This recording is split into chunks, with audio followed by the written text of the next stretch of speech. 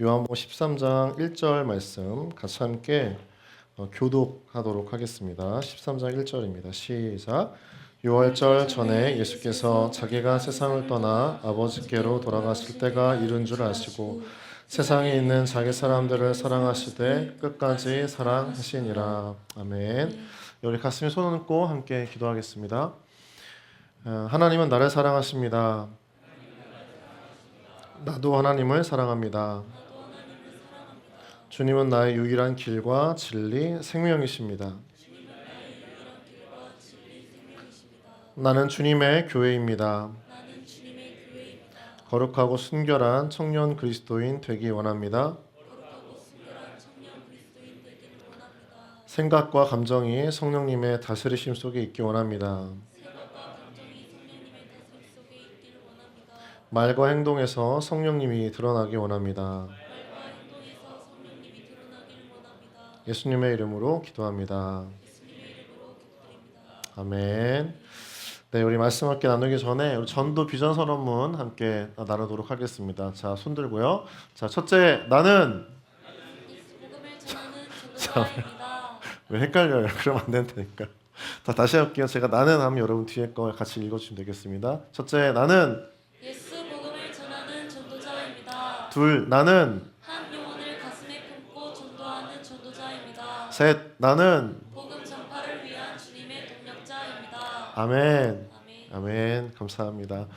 가을 축제가 얼마 남지 않았습니다. 한 2주 정도 남은 것 같아요. 계속 기도하시고 또 만나시고 또 초청해 주셔서 복음을 듣고 변화되는 귀한 은혜의 자리가 되었으면 좋겠습니다. 여러분이 그런 주인공 되었으면 좋겠습니다. 예, 같이 함께 제목 읽도록 하겠습니다. 5번째 제목인데요. 자, 시작. 사랑하는 것에 지친 이들에게 주는 메시지. 예, 하나님의 하트 시그널이라고 하는 주제로 오늘 5번째 말씀을 전하고 있어요. 많은 청년들이 이제 궁금해하는 것 중에 하나가 이성을 사귀고 교제하면서 관계하는 것에 대한 문제입니다. 사랑하는 사람과 뜨겁게 교제를 하고 있는 청년들이 교회를 가면 불편한 이유 중에 하나가 그 사랑의 표현에 관련된 문제가 있다는 거예요. 내가 정말 사랑하는 사람이라면 마음대로 관계를 맺고 동거를 하는 것도 괜찮은 것 아니냐 생각할 때가 많다는 거죠. 사랑하는 감정이 있다면 충분할 것 같은데 사랑의 감정으로는 부족하다고 말하는 것이 이해가 되지 않을 때가 많이 있습니다. 적어도 교회 안에서는 그렇게 이야기를 하고 있기 때문이죠. 32세의 한 자매 이야기를 나누고 싶습니다. 이 자매는 남자친구와 4년 동안 동거를 했어요. 그리고 동거 후에 결혼을 합니다. 그런데 얼마 되지 않아서 이혼을 준비하기 시작해요. 그녀는 이혼 과정에서 울면서 이렇게 이야기를 합니다. 내가 뭘 잘못했는지 모르겠습니다. 그녀는 동거의 이유를 이렇게 설명합니다. 자신의 부모님이 아무 대책 없이 일찍 결혼하고 또 일찍 이혼하셨어요. 그래서 자신은 그 부모가 겪었던 그 아픔의 상처의 길을 걷지 않겠다 생각하고 반복하고 싶지 않아서 결혼에 성공하려면 먼저 관계를 맺고 살아봐야겠다는 마음을 가졌던 거예요. 그런 이유로 4년 동안 동거를 한 후에 결혼을 했는데 자신도 모르게 이렇게 빨리 이혼할 줄은 몰랐다는 고백을 하게 됐습니다. 이 여성분은요, 결혼과 달리 동거를 하면 뭔가 문제가 바로 터지면 그리고 나서 헤어지면 그만이니까 동거가 참 좋다라고 생각을 했다라고 해요.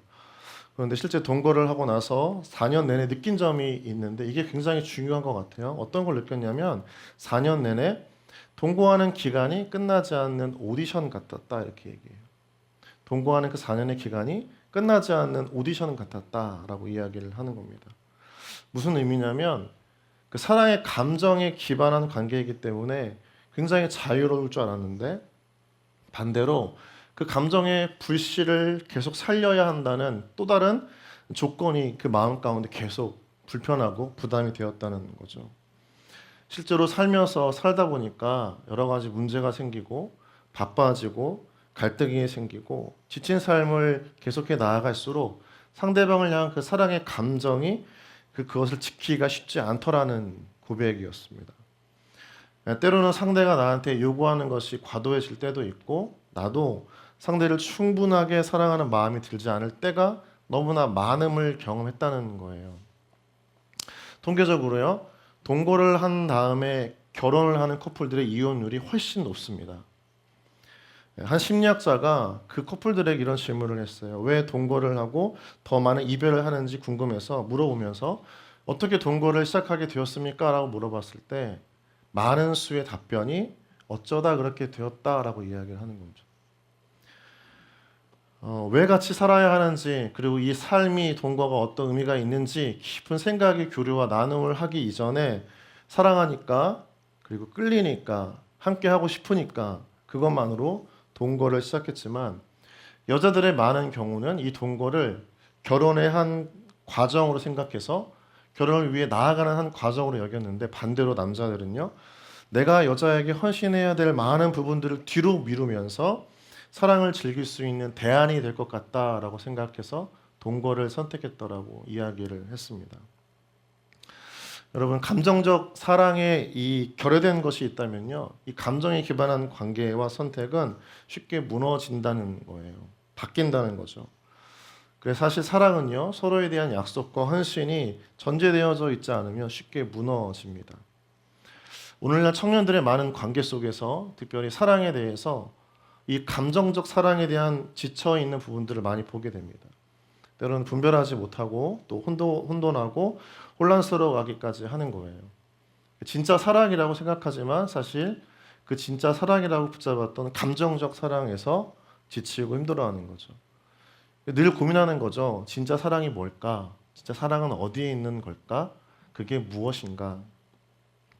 오늘의 말씀은요, 진짜 사랑을 향해 찾아가는 청년들을 향해 주시는 하나님의 메시지이자 우리가 전해야 할 그 사랑의 메시지가 될 겁니다. 오늘 말씀을 통해서 우리 안에 진정한 사랑이 무엇인지를 깨닫고 또 전하는 우리 모두가 되기를 주님의 이름으로 축복합니다.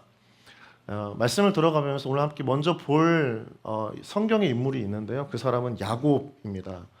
야곱은 몇 명의 아내가 있었죠? 네, 2명의 아내가 있었습니다. 예쁘지 않은 여자 레아와 너무나 예뻤던 라헬이 있었죠. 야곱은요, 한눈에 라헬에게 반해서 라헬과 결혼하면 행복할 것 같다고 생각을 했습니다. 그래서 라헬을 선택하고 그 라헬 때문에 많은 시간들을 감당하고 이겨냈죠. 그런데 문제는 뭐냐면 그렇게 행복하겠다 생각해서 만났던 라헬과의 결혼에서 문제가 터졌어요. 아기를 낳지 못했다는 거죠. 창세기 30장 1절 말씀 같이 함께 읽겠습니다. 시작. 라헬이 자기가 야곱에게서 아들을 낳지 못함을 보고 그의 언니를 시기하여 야곱에게 이르되 내게 자식을 낳게 하라. 그렇지 아니하면 내가 죽겠노라. 야곱은 라헬을 향한 자신의 사랑에 금이 가기 시작했다는 것을 느낍니다. 무엇 때문이요? 사랑하는 자신의 그 존재 라헬이 내가 원했던 역할을 충분하게 해주지 못하기 시작했기 때문이에요. 사랑해서 결혼했지만 내가 사랑하는 그 여인이 나를 위해서 충분한 역할을 해주지 못하기 시작하자 관계에 금이 가기 시작한 것이 창세기 30장 1절의 시작입니다. 당시에 그 아이를 낳지 못한다는 것은 오늘날 그냥 불임이나 난임 정도의 의미가 아니고요. 족보를 중시 여기는 중동의 근대 문화 속에서는 족장 시대였기 때문에 한 가문이 끊기는 거예요. 궁극적으로 아이를 못 낳는 여인 때문에 한 가문이 사라지게 만드는 원흉이 되는 겁니다. 굉장한 무게감이에요. 라헬은요, 그 책임을요 야곱에게 돌려요. 야곱에게 이르되 내게 자식을 낳게 하라. 그렇지 않으면 어떻게 하겠다고 하죠? 30장 1절에서 내가 죽어버리겠다 이렇게 이야기를 하는 거죠. 야곱은 그 다음 절에서 이렇게 대답을 합니다. 함께 2절 말씀 읽겠습니다. 시작.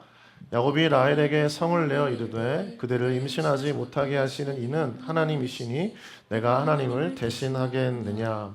우리는 되게 조곤조곤 읽는 것 같지만 아마 야곱은요 라헬에게 엄청난 분노가 담긴 감정을 실어서 이야기하는 대목인 거죠. 내가 하나님을 대신하겠냐는 거예요. 내가 하나님이냐는 거죠. 그러면서 야곱의 마음 가운데 아마 라헬에게 또 이렇게 이야기했을 겁니다. 넌 왜 내가 모든 것을 해줄 수 있다고 생각하냐? 그건 하나님만 채우실 수 있는 거야. 내가 할 수 있는 건 아니야. 이렇게 얘기하는 거죠. 야곱에게 자신에게 그것을 요구하지 말라는 겁니다. 야곱은 라헬의 이런 요구에 지쳐가는 거죠. 야곱은요, 라헬을 처음 만나고 결혼하고 가정을 이루면서 자신 안의 행복과 또 새로운 인생의 역전을 꿈꿨는데 결혼하자마자 그 결혼의 과정과 인생 속에서 문제가 터지고 무언가 잘못됐다는 걸 경험하기 시작해요. 그러니까 사랑이 식어져 갑니다. 야곱 안에 있었던 라헬을 향한 감정적 사랑이 점점 차갑게 식어져 가는 거죠.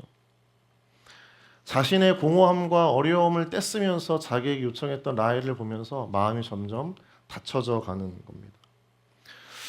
여러분, 이 대목은요, 우리 가운데 우상이 뭔지를 중요하게 알려주고 있어요. 우상을 우리가 어떻게 정의하냐면 마치 어떤 엄청난 신상이라든가 누가 봐도 굉장히 이단이다, 사입이다라고 해서 그것을 우상이라고 이야기하지 않고, 성경에서 우상은요, 하나님이 아닌 다른 사람이 내 인생의 의미가 내 인생의 의미의 전부가 되어져 버린다면 사랑하는 그 대상이 하나님이 된다라고 말씀합니다. 하나님이 아닌 다른 사람이 내 인생의 전부가 되고 그 사람을 사랑하기 시작할 때 그게 하나님이 된다라고 이야기하는 거예요. 그러니까 사람이 우상이 될 수도 있고요. 그 사람을 사랑하는 마음도 우상이 되는 거죠.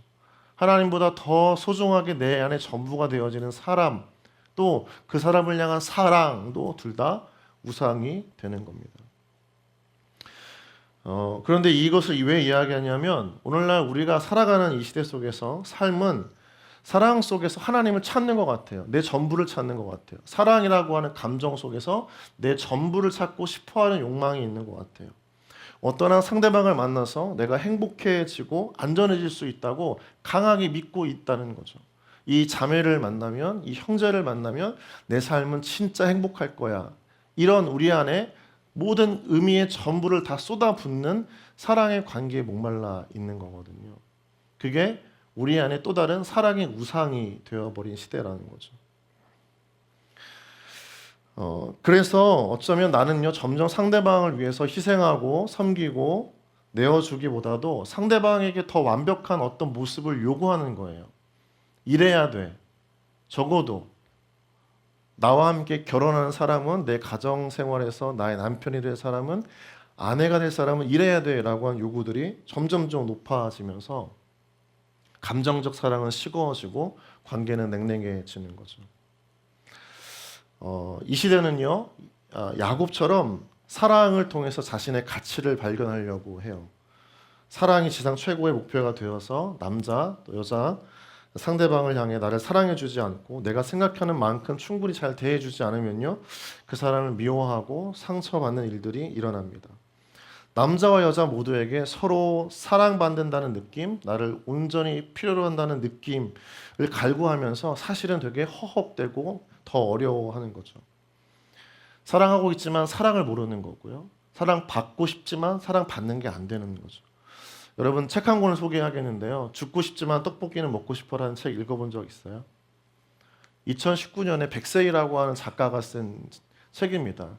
제목이 되게 신기하죠. 죽고 싶지만 떡볶이는 먹고 싶어. 이 책 중에 한 내용이 이런데요. 내가 바라는 것, 난 사랑하고 사랑받고 싶다. 의심 없이 편안하게 그뿐이다. 방법을 모르기 때문에 괴로울 뿐이다. 나는 사랑하고 사랑받고 싶다. 나를 아프게 하지 않는 방법을 찾고 싶다는 겁니다.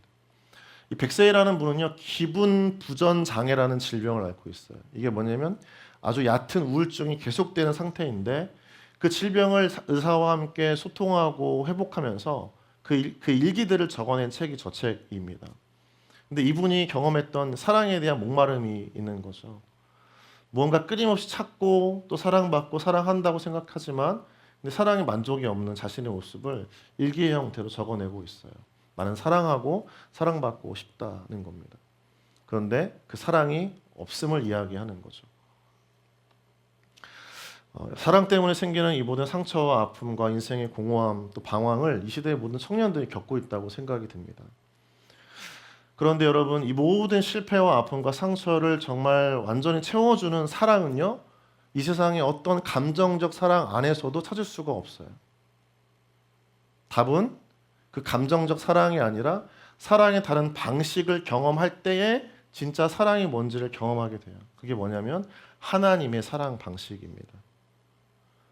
하나님이 나를 사랑하시는 방식을 알면 진짜 사랑을 경험하게 되고 사랑받고 있다고 생각하고 사랑이 식거나 흔들리지 않는다는 거죠.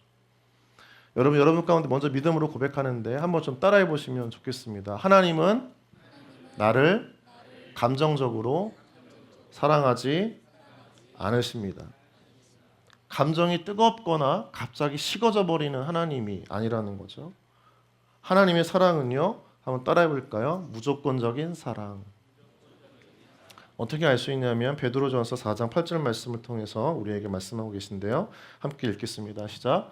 무엇보다 뜨겁게 서로 사랑할지니 사랑은 허다한 죄를 덮느니라. 허다한 죄를 덮는 하나님의 사랑이에요. 무조건적인 사랑입니다. 이 사람이 어떤 상태가 중요한 게 아니라 그 사람이 있는 존재를 그냥 다 덮어버리는 하나님의 무조건적인 사랑이에요. 감정적으로 뜨거울 때 다 덮어주는 사랑이 아니라 우리가 봤을 때 감정이 식을 수밖에 없는 내 존재의 연약함이 막 드러나더라도 하나님은 덮어주시는 사랑이다. 이게 하나님의 사랑인 거죠. 근데 여러분 참 감사한 것은 하나님은요, 이 사랑의 약속을 우리 모두에게 허락하셨고 우리 이 사랑을 지키기 위해서 자신의 전부를 내어주신 하나님이라는 겁니다. 하나님의 사랑은요, 한번 따라 볼까요? 하나님의 사랑은 감정적 사랑이 아니라 책임지는 사랑입니다. 책임지는 사랑이 하나님의 사랑이에요. 성경을 보면 구약에서 창세기에서 야곱은 그렇게 끝나고 레아는 사라지는 것 같지만 하나님은요, 레아의 인생을 책임지셨어요. 어떻게 책임지셨냐면 레아를 향한 하나님의 사랑의 방식을 마태복음에서 들추어내시고 보여주시는데 남편 야곱으로부터 사랑받지 못했던 그 레아, 아름답지 못해서 그 레아를 향한 감정적 사랑이 없던 야곱에게 버림받았던 레아이지만 하나님은요, 예수님을 통해서 그 여인을 잊지 않으시고 그래도 사랑하시고 그 인생을 뒤바꾸시기를 바라신다는 하나님의 마음을 담아서 족보에 기록하세요. 마태복음 1장 1절 3절 말씀 같이 함께 읽겠습니다. 시작.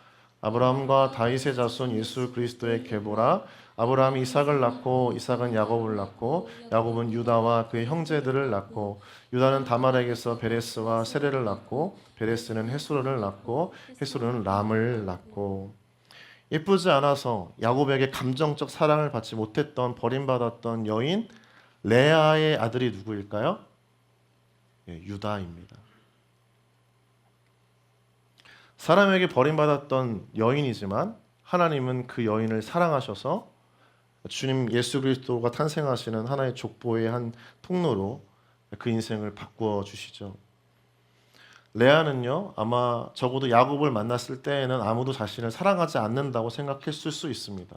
그런데 주님은 그런 레아를 기억하시고 그 레아를 책임지시고 그 인생을 통해서 여전히 은혜가 흘러가는 통로로 만드시길 바꾸셨던 것이 예수님의 마음이고 주님의 마음입니다. 예수님은 야곱에게 사랑받지 못했던 레아를 택하셔서 이 땅에 오셨습니다. 여러분, 그래서 예수님은요, 우리가 어떤 부족함 때문에 사랑을 거두시는 분이 아니라 그 부족함 때문에라도 우리를 포기하지 않는 하나님의 사랑이 있다는 걸 우리가 믿는 여러분 되기를 주님의 이름으로 축복합니다. 부족해서 더 사랑하는 거죠. 사랑할 수 없는 사람 같아서 사랑하는 거죠. 이게 사랑의 역설이거든요. 하나님의 방식이에요. 여러분, 요한복음 오늘 말씀 13장 1절 말씀 한번 같이 읽어볼까요? 함께 읽겠습니다. 시작. 13장 1절 띄워주세요. 시작. 일주일 전에 예수께서 자기가 세상을 떠나 아버지께로 돌아가실 때가 이른 줄 아시고 세상에 있는 자기 사람들을 사랑하시되 끝까지 사랑하시니라. 저는 이 본문을 묵상하면서 제 마음에 큰 감동으로 왔고 제 마음 울컥하게 했던 한 단어가 있어요. 그게 뭐냐면 끝까지라는 단어입니다. 하나님은요, 우리 사랑하시는데 언제까지 사랑하신다고요? 끝까지 사랑하신다는 거죠. 부모님이 우리를 향한 사랑의 감정이 식어도, 가족이 나를 향한 감정이 식어도, 내가 그렇게 의지하고 좋아했던 내 남자친구, 여자친구가 나를 향한 감정이 식어도, 그렇게 나를 사랑해주고 아껴주었던 내 곁의 지인들과 사람들이 나를 향한 그 감정이 식어도 냉랭해져도 하나님의 사랑은 뜨겁다는 거예요. 끝까지 사랑하신다는 것은 다른 말로 하면 하나님은 우리를 포기하지 않으시는 사랑하시겠다는 겁니다. 소비되고 소모되고 치열하게 싸우는 전쟁 같은 사랑 여러분 많이 해봤죠? 사랑하지만 되게 공허하고 의미 없는 사랑도 해봤잖아요. 그 지친 사랑, 이 땅의 청년들이 겪고 있는 사랑이죠. 근데 하나님의 사랑은요, 그런 사랑이 아니고 온전한 사랑, 책임지시는 사랑, 끝까지 덮으시는 사랑. 그게 하나님의 사랑인 겁니다. 여기에 참된 사랑이 있는 줄 믿습니다. 말씀을 좀 맺어가면서 청년부 사무실의 제 책상에는 모니터에 사진 하나가 걸려 있어요. 지난 10월 3일 날 우리가 리트릿으로 순천만 국가정원을 갔었거든요. 근데 나중에 보니까 한 형제가 제 사진을 저를 도찰을 한 거예요. 기분이 나빴지만 사진을 보고 다 용서가 됐습니다. 한번 보여주시겠어요? 네, 너무 훈훈하고 부자관계 아름다운 모습을 잘 담아냈기 때문에 너무 감사해요. 자, 그런데 이때가 어떤 장면이었냐면 이제 아이들을 데리고 같이 갔어요. 그래서 막 뛰어놀다가 막 맨날 집안에 갇혀 있다가 이제 8살, 6살 된 두 아들이 얼마나 신났겠어요. 순천만 국가정원을 자신 집안의 정원으로 착각한 나머지 사방을 뛰어다니는 거예요. 그러다가 어떻게 할까요? 어디가 아파요? 다리가 아픈 거예요. 누굴 찾아요? 아빠를 찾는 거예요. 아빠, 아빠. 저는 그 아빠를 외칠 때문에 무엇을 원하는구나 알고 있었어요. 저는 응답하고 싶지 않았어요. 저는 제 길을 가고 싶었어요. 그런데 달려와요. 그러는 바지끄댕이를 붙잡고 아빠, 그다음 뭐라고 이해했을까요? 업어주세요. 저는 짜증이 났습니다. 얻고 싶지 않은데 나도 힘든데. 근데 그때 제가 할 수 있는 선택은 몇 가지였을까요? 한 가지예요. 제 아들한테 뭐라고 이야기했을까요? 업혀.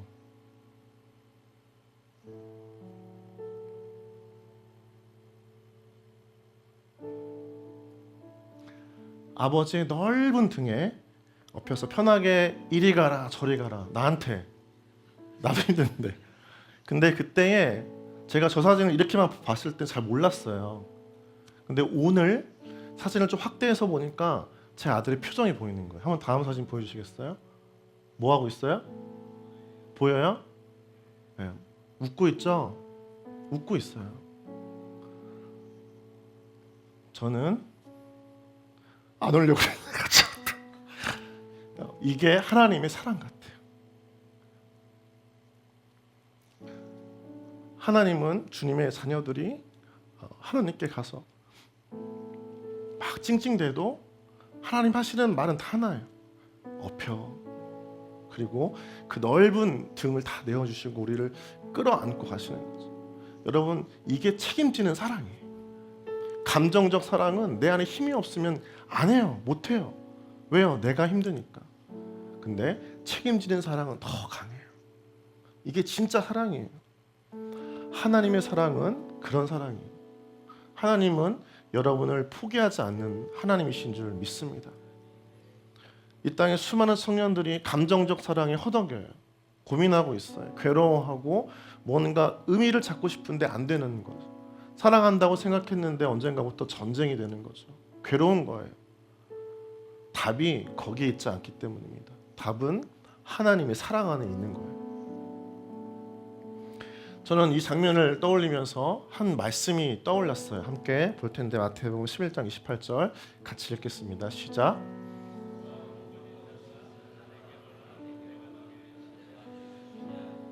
그 사랑에 지친 청년들을 향한 주님의 마음 뭡니까? 내게로 와서 쉬어라 하는 거예요.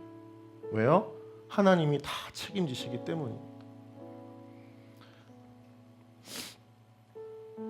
자신을 사랑하려고 해도 다른 사람을 통해 사랑받기를 기대하고 바라보지만 지친 이들에게 감정적 사랑이 아닌 넓은 등 한켠을 내어주시는 하나님의 책임지는 사랑이 예수 그리스도의 복음 안에 있는 줄 믿습니다. 여러분, 우리가 가을 축제를 통해서 우리가 전해야 되는 이 복음은요, 어쩌면 이 땅에 사랑에 목말라하고 지쳐하는 청년들을 향해서 진짜 사랑이 뭔지를 전달하는 메시지가 될 수 있어요. 여러분, 진짜 사랑은 여기 있습니다. 알려주는 거죠. 여러분들이 그렇게 갈급해하고 원했던 그 사랑이 사실은 여러분 여기 예수님 안에 있습니다. 주님은 우리를 포기하지 않으시는 사랑의 하나님이십니다. 마름이 없는 분입니다. 공허하지 않는 사랑입니다. 참된 사랑이 여기 있습니다. 여러분, 그 간절함을 가지고 사랑이 지쳤지만 주님께로 나오는 청년들을 주님은 다 끌어안으시고 등에 업으셔서 내가 너희를 쉬게 하리라 말씀하시는 이 은혜가 있기를 주님의 이름으로 축복합니다. 여러분, 전도는 우리에게는 어려운 일이지만 누군가에게는 인생의 쉼터를 제공하는 겁니다. 쉴 자리, 회복할 자리를 내어주는 거죠. 여러분, 가을 축제 우리 안에 다시 한번 그런 마음과 은혜가 있기를 바라고, 여러분 또한 여러분 안에서 사랑하고 사랑받는 거에 지쳐 있다면 그 하나님의 이 책임지는 온전한 사랑 안에서 다시 회복되어지는 은혜가 있기를 주님의 이름으로 축복합니다.